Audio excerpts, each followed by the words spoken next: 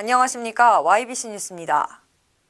이재정 경기도 교육감이 2월 정례 기자회견을 열고 고교 무상교육 추진에 따른 교부율 상향 조정 개정안, 에듀파인 시스템 강력 추진 계획 등에 대한 브리핑을 진행했습니다.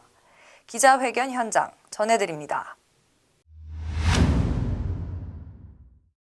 이재정 경기도 교육감이 26일 오전 경기도 교육연구원에서 추진 중인 교육행정에 관한 기자회견을 열었습니다. 북미 정상회담을 화두로 정례 브리핑을 시작한 이 교육감은 먼저 20.46%였던 지방교육 재정교부율을 21.14%로 상향하는 개정안을 논의 중이라고 전했습니다. 고등학교 학생들을 위한 무상교육은 대단히 큰 범위로 발전해가고 있고, 이 예산을 충당하기 위해서 지방교육 재정 교부금이 증액돼야 한다는 것은 당연한 일입니다.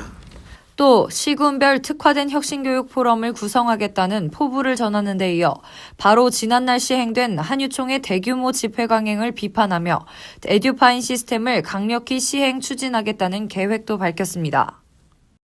한유총 스스로가 야기한 유치원 공공성, 투명성 문제에 대한 책임은 지지 않고 오히려 대규모 집회를 강행하면서 정부의 행패를 부리고 있는 것은 그야말로 유치원에 다니는 유아들과 학부모들에 대한 책임을 다하지 않는 그런 무책임한 일이라고 저는 생각합니다.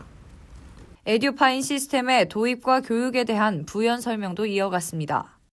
사실 그렇게 어렵지도 않습니다.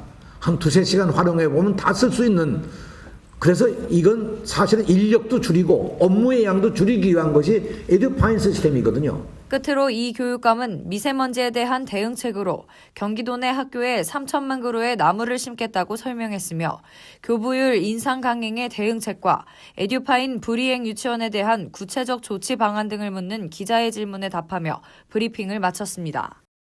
사실 이런 처벌은요, 법률에 의하지 않고는 사실은 안 되는 겁니다.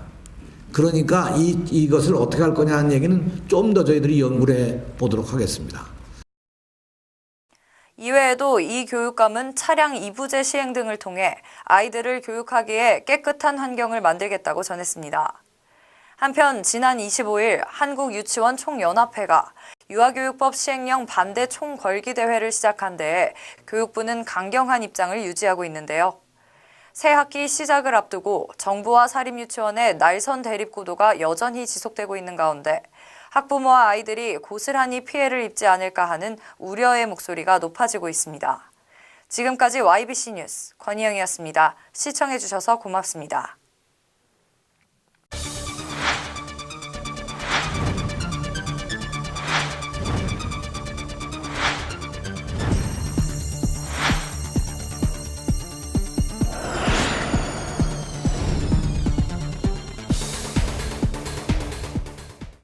지금 평택의 새로운 시대가 열립니다. 문화로 하나 되며 평화로 하나 되며 대한민국에서 가장 빠르게 도약하는 도시 평택. 혁신적인 일자리와 자연 속 휴식이 공존하는 도시. 행복한 도시. 건강한 도시. 평택이 희망찬 미래를 열어갑니다.